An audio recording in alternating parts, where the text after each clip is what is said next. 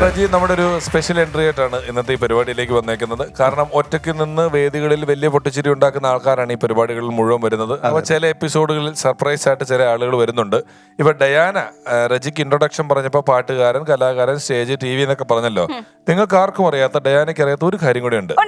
റജി ശരിക്കും ഇവിടെ നേരിട്ട് വന്ന് മലയാളത്തിലേക്ക് ഇറങ്ങുന്നതിന് മുമ്പ് അദ്ദേഹം ഒരു മറാഠി സിനിമയില് ഹീറോ ആണ്. റജി രാമപുരം. അത് മാത്രമല്ല കേട്ടാ, അത് മാത്രമല്ല, റജി എന്ന് പറഞ്ഞ പാട്ടും ഡാൻസും അല്ലാതെ റജി നല്ല ക്രിക്കറ്റ് പ്ലെയർ ആണ്. റജിയുടെ കലാപ്രകടനങ്ങൾ, ഞാൻ കലയിൽ എത്രമാത്രം റജി അതുല്യനാണെന്ന് ഞാൻ പറയാതെ എനിക്ക് റജിയിലെ വ്യക്തിയെ മനസ്സിലാക്കുന്ന ഒരു കാര്യം കൂടെ പറയാം. ഞാൻ പേര് പറയുന്നില്ല. കോവിഡ് ഇങ്ങനെ മൂത്ത് നിൽക്കുകയാണ്. കോവിഡ് ഒരു 1.5 വർഷമൊക്കെ ആയി.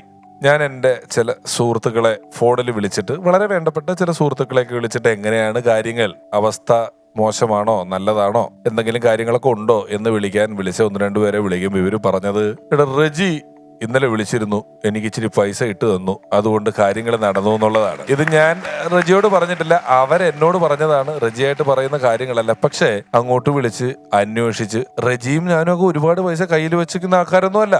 റജി എങ്കിലും അതിനിടയിൽ അതിൽ നിന്നൊരു വീതമെടുത്ത് ഈ കോവിഡ് കാലത്ത് ചെയ്യാനുള്ളൊരു മനസ്സ് കാണിച്ചു എന്നതും കൂടെയാണ് കലാകാരൻ എന്നതിലുപരി റജി ഇവിടെ സ്പെഷ്യൽ എൻട്രി ആയിട്ട് വരാനുള്ള കാര്യം. വളരെ നല്ലൊരു മനസ്സുണ്ട്. ഞാൻ ഈ ഫ്ലോറിൽ വന്നിട്ടുള്ള കലാകാരന്മാർ ഒരുമിച്ച് വർക്ക് ചെയ്തിട്ടുള്ള ഒരാളാണ് റീചേട്ടൻ. ഇടയ്ക്ക് നല്ല നല്ല പ്രോഗ്രാംസ് ഒക്കെ വരുമ്പോഴത്തേക്കും എന്നെ റെഫർ ചെയ്യാറുണ്ട്, നല്ല വർക്ക്സ് ഒക്കെ തരാറുണ്ട്. അങ്ങനെയൊക്കെ നല്ലൊരു മനസ്സിന് ഉടമയാണ് റീചേട്ടൻ. റജി ഒരു സ്റ്റിൽ ഫോട്ടോഗ്രാഫറും കൂടെയാണ്. റജി ഒരു വീഡിയോ എഡിറ്ററാണ്. അത്യാവശ്യം നല്ല ഡയറക്ടറാണ്. റജിയുടെ കുറെ ഷോർട്ട് ഫിലിമുകളും കാര്യങ്ങളൊക്കെ നല്ല നിലവാരമുള്ള, അല്ലാതെ ഓടിപ്പോയി അങ്ങനെ ഇങ്ങനെ ചെയ്യുന്നല്ല, വളരെ നിലവാരമുള്ള ഷോർട്ട് ഫിലിമുകളുടെ ഒക്കെ ഒരു ഡയറക്ടറും കൂടെയാണ് റജി എന്ന് പറയുന്ന ആള്. എന്തായാലും ഒരുപാട് സന്തോഷമുണ്ട്. ഈ ഒരു വേദിയിൽ ഒരുപാട് പ്രതിഭാശാലികളായ കലാകാരന്മാർ വന്നു നിന്ന ഈ വേദിയിൽ എനിക്കൊരു അവസരം തന്നതിന് ഹരിയോടും അതുപോലെ പിഷാരിയോടും ഇതിലെ എല്ലാ ആൾക്കാരോടും എന്നെ നന്ദി അറിയിക്കുകയാണ്. പിന്നെ എൻ്റെ ഷോർട്ട് ഫിലിമിൽ ഞാൻ ആദ്യമായിട്ട് ചെയ്ത ഷോർട്ട് ഫിലിമിൽ അഭിനയിച്ച ഒരേ ഒരു നായകൻ എന്ന് പറയുന്നത് ആ ഓർക്കസ്ട്ര കൈകാര്യം ചെയ്യുന്ന ലിനുചേട്ടനാണ്. ലിനു വളരെ നല്ലൊരു വ്ളോഗറും. ലിനുവിനെ വേണം ഇവിടെ കൊണ്ട് നമുക്കൊന്ന് ആദരിക്കാം. പക്ഷെ നമ്മുടെ കൂട്ടത്തിലെ ആളായിപ്പോയി, അതുകൊണ്ട് അങ്ങനെ അല്ല. ഞാനിപ്പോ പോകുന്ന ഷോകളില് സ്കിറ്റില് ലിനുചേട്ടനെ കേട്ടാറുണ്ട്. മിമിക്രി സ്കിറ്റുകളിൽ അദ്ദേഹം പെർഫോം ചെയ്യാറുണ്ട്. ഇതാണ് പനങ്ങാട്, എന്റെ വീടിന്റെ അടുത്ത് തന്നെയാണ് താമസിക്കുന്നത്. എന്നെ കണ്ട മുഖത്ത് നോക്കൂല, ഇതാണ് കാരണം അല്ലേ കിറ്റിലേക്ക് ഇറങ്ങി. ലിനു ചെന്ന് ഫ്ലാറ്റ് മേടിച്ചത് മരടിലെ പൊളിച്ച ഫ്ലാറ്റില. ലിനുവിന്റെ ഫ്ലാറ്റ് പൊളിച്ച കൂട്ടത്തിൽ ഒരെണ്ണം പൊളിഞ്ഞു പോയ ഫ്ലാറ്റിന്റെ ഉടമയാണ് ഈ ഇരിക്കുന്നത്. അതെ, മിമിക്രിയിലെ കുറച്ച് കാര്യങ്ങൾ ഞാൻ പെർഫോം ചെയ്യാം. കാരണം ഇത്രയും പറഞ്ഞപ്പോഴപ്പം പിഷാരടിയെ ഒരുപാട് ആൾക്കാർ അനുകരിക്കുന്നുണ്ട്. എൻ്റെ പ്രിയപ്പെട്ട പിഷു സംസാരിക്കുന്ന എല്ലാവർക്കും അറിയാം. പിഷാരടി പറയുന്നത് നമുക്ക് എപ്പോഴും കേൾക്കാറുണ്ട്, സൂപ്പർ ഫാസ്റ്റ് ബസ് പോകുന്നല്ലേ പറയാറുണ്ട്. കഥ പറയുമ്പോഴേ മമ്മൂട്ടി പിഷാരടിയും ഞാൻ ബാലനുമായിരുന്നു. ഞാൻ പുറത്താഴെ നിൽക്കുകയാണ്. അപ്പോൾ സത്യമായിട്ട് കേട്ടോ. അപ്പോൾ പിഷാരടി സ്റ്റേജിൽ നിന്ന് പറഞ്ഞു, എനിക്ക് എൻ്റെ പ്രിയപ്പെട്ട സുഹൃത്ത് റജിയെ പറ്റി ഒരുപാട് കാര്യങ്ങൾ പറയാനുണ്ട്. ഞാനും റജിയും കൂടെ ബോംബെയിൽ ഒരു ഷോയ്ക്ക് പോയപ്പോൾ അവിടെ വെച്ച് എനിക്ക് കഠിനമായ ഒരു തലവേദന ഉണ്ടായി. അതിശക്തമായ തലവേദന കൊണ്ട് ഞാൻ മുഖം പൊത്തി കീഴോട്ട് നോക്കി കിടന്നു കഴിഞ്ഞപ്പോൾ റജി വന്ന് എന്നോട് ചോദിച്ചു, എന്ത് പറ്റി? ദൈവത്തെ പോലെ ഞാൻ അവനെ കൂടി പറഞ്ഞു, എനിക്ക് തലവേദനയാണ്. അവൻ്റെ പോക്കറ്റിൽ നിന്നൊരു ഗുളിക എടുത്തു വെച്ച് പറഞ്ഞു, ഈ ഗുളിക കഴിച്ചോളൂ, മാറിക്കോളും എന്ന് പറഞ്ഞു. എന്തായാലും ആ ഗുളിക കഴിച്ചു, എൻ്റെ തലവേദന പോയി. എല്ലാ സുഖപ്രദമായിട്ട് നമ്മളെ പ്രോഗ്രാം ചെയ്തു. ഇനി ഇവിടെ വരാനും ഇവിടെ എല്ലാവരെയും കാണാൻ സാധിച്ചിട്ട് നന്ദി, നമസ്കാരം.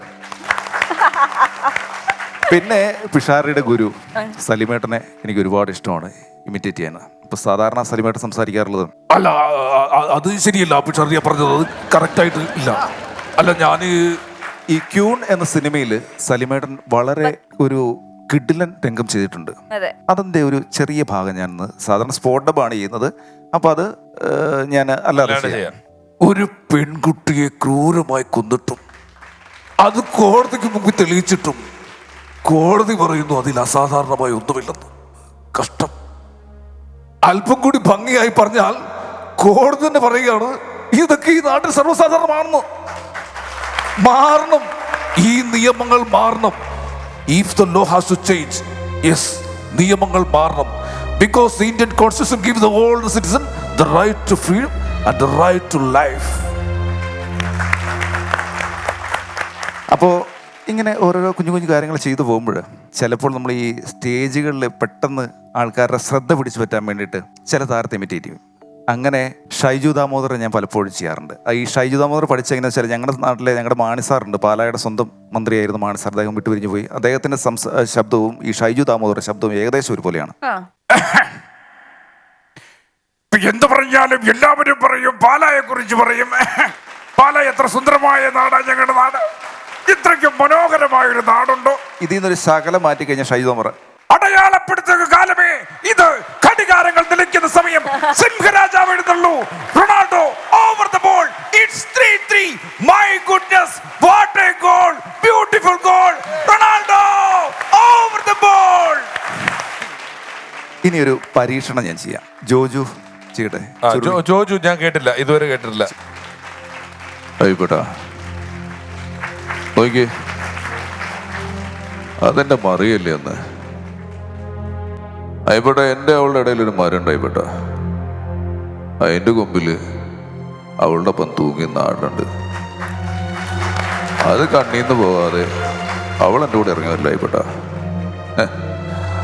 നീലടാ പറഞ്ഞത് കള്ളം പറഞ്ഞെൻ്റെ കണ്ണ് തന്നു പോന്ന.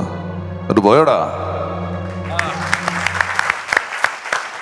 ലോക്ക്ഡൌണിലൊക്കെ ഇരുന്നങ്ങ് പ്രാക്ടീസ് ആയിരുന്നു. ഗംഭീരായ റജി. എനിക്ക് ഏറ്റവും കൂടുതൽ ഇഷ്ടമുള്ളൊരു വ്യക്തിയുണ്ട്, MG രാധാകൃഷ്ണൻ സാറ്. ഒരുപാട് ആൾക്കാർ ചെയ്യുന്നുണ്ട്. പക്ഷെ എങ്കിൽ പോലും അദ്ദേഹം ചില ഇൻ്റർവ്യൂസിലൊക്കെ ഈ ദേവാസുരം എന്ന സിനിമയിൽ MG ശ്രീകുമാറിനെ കുറിച്ച് പറ്റി പറഞ്ഞൊരു വാക്കുകളുണ്ട്. അതായത് ഈ ശ്രീകുട്ടനെ ഞാനും ഒക്കെ ശ്രീകുട്ടനെ പറ്റി പലപ്പോഴും പറയുമ്പോഴേ, ഞാൻ ദേവാസുരം എന്ന സിനിമ ചെയ്യുന്ന സമയത്ത് അതിൽ ഈ സൂര്യകിരീടം എന്ന ഗാനം, ആ ഒരു ഗാനം ചെയ്യുന്ന സമയത്ത് ശ്രീകുട്ടനോട് ഞാൻ പറഞ്ഞു, ഈ ഗാനം വൃത്തിയായിട്ട് ശ്രീകുട്ടൻ പാടിയാൽ ഞാൻ ചിക്കൻ ബിരിയാണി വാങ്ങിച്ചു തരാം എന്ന് പറഞ്ഞു. അപ്പോൾ ശ്രീകുട്ടൻ അത് വളരെ ഭംഗിയായിട്ട് പാടുകയും ചെയ്തു. അപ്പോൾ അതിൽ എന്നെക്കൊണ്ട് ഒരു പാട്ട് പാടിച്ചു. പക്ഷേ അത് നമുക്കറിയാം, എല്ലാവർക്കും അറിയാം, വന്ദേ മുകുന്ദ ഹരേ. പക്ഷെ ഇപ്പോൾ എനിക്ക് കാവാലത്തിൻ്റെ ഒരു മനോഹരമായൊരു ഗാനമുണ്ട്. അതായത് കറുകറെ കാർമുകിൽ കുംഭനര പുറത്തേറിയെഴുന്നെള്ളും ഓത്തേ. കറുകറെ കാർമുകിൽ കുംഭനര പുറത്തേറിയെഴുന്നെള്ളും ഓത്തേ. Thank you. ഒരു പൂ കൊടുക്കാൻ വേണ്ടി നമ്മൾ റജിയെ വിളിച്ചു. റജി ഒരു പൂക്കാലം കൊണ്ട് നമുക്ക് തന്നു. അതാണ് സംഭവിച്ചത്. Thank you.